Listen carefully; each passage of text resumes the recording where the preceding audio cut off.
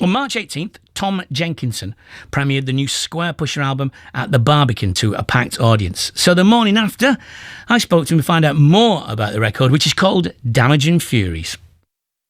How was last night, Tom? It was great fun. Was it a late one? No, it was Barbican, so it was all said and done by 10:30. Okay. Yeah. Okay. Tell me about the new record, because playing live, I gather, has been a big influence on how it's been made and I guess what it sounds like. That's correct, yeah. So the system that I've developed to make this music is a setup which is suited as much as it is to studio use as it is to stage. So normally what I've had to do is make some kind of compromised setup in order to reproduce things that I've done in the studio on the stage. Yeah. So are we talking something that's been a big technical undertaking, a big technical feat for you personally to design? Yeah, that's exactly what it is. I've been developing it for about 15 years now. So little bits of it here and there have cropped up on records in the past. But this is the first album that I've made which uses the current version of this system exclusively.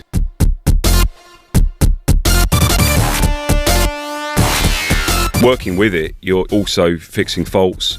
You know, you'll start work on a track and then you'll find there's some part of it doesn't work properly. Right. So it's this sort of constant sort of ducking and diving between composition and instrument design and programming, and it can be annoying, admittedly, but by virtue of how I'm made, I can swap between those reasonably fluently. At its best, that process, one thing can inform the other. Yeah. So you're designing the instrument and that gives you ideas about music, and using it, composition, conversely, give you ideas about design.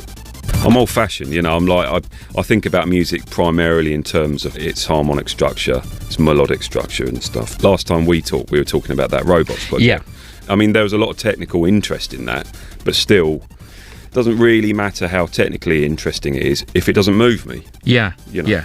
This was always the standard, less so these days. This was always the standard rock criticism of electronic music, that it lacked emotion. Sure. With the elements of the grimacing guitarist and the lyric taken out.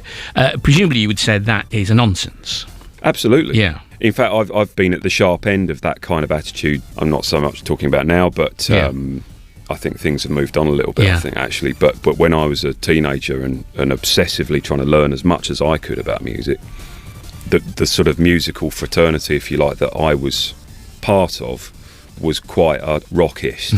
And music made with equipment such as the drum machine and the synth was branded as being fake. Yeah. A sort of empty simulacrum of real music, which was of course done with electric guitars, and it's albums like Hard Normal Daddy where I'm actually trying to address that sort of consideration absolutely head on.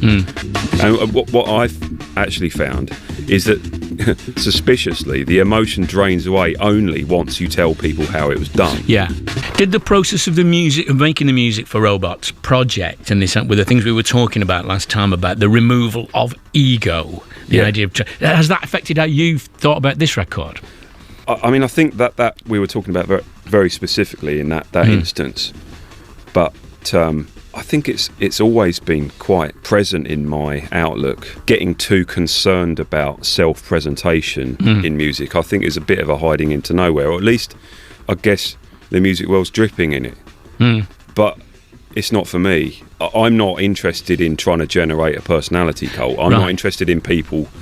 You know, I'll sit here and do these interviews, but I'm not interested in talking about me or making it a big deal of the whole thing. You know? It's the standard assumption if someone listens to, say, Morrissey, that you're going to know what he's like as a person by listening to his music. For certain. But I mean, that would not apply to you. You know, we get no clues to your personality to listen to your music. I don't know. Yeah. Or do we? Well, this is it. Well, there's always going to be guesswork. I concede that is part of the fun of music. Yeah. But I think it's wise to be aware that it is fun, and it is actually the guesswork that you make as a listener about the person who made that music is guesswork. Because I've confronted the sharp end again of that, where you talk to kids after gigs, and you know there are some lovely people out there, of course, and then you'll talk to some people who have got a very complete idea about what this person, Squarepusher, is going to be like. Yeah. So when you're conversing with this person, they're talking to an idea, and you sense this really horrible disparity between the person that they're talking to and yourself. And it's to be honest, I find that horrifying. It's really weird. Yeah. Someone who almost comes along thinking, no, that's not what you're like. I know what you're like. That's exactly it. You've encapsulated it there and there. You're playing Cheltenham Jazz Festival. Is jazz still a thing that I'm guessing it was a pretty potent force in shaping you as a kid? Is it still a big thing for you? Yeah, absolutely. Yeah. Although I did, when that came through, I was quite interested as to sort of which particular idea of Squarepusher prevailed in their imagination. I said, look, it might be wise just to say this album's maybe not my most jazz outing. Yeah. They want me to go and do it. I mean, let's see. Let's see what happens. But jazz is, I mean, crikey, yeah. You know, it's a sort of prerequisite of my musical outlook. It's, so much of my musical inheritance comes from that world. And I'm interested that Damage and Furies, it says here, all recordings made in one take with no edits. Was that a kind of manifesto idea, or is that just the way it happened? Yeah, it does.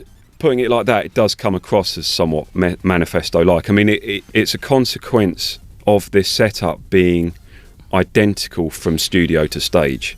Because obviously, to operate on stage, it has to be one take. Yeah. Then in the studio, that's exactly what I did there, And, okay, making the point makes it sound a bit more significant.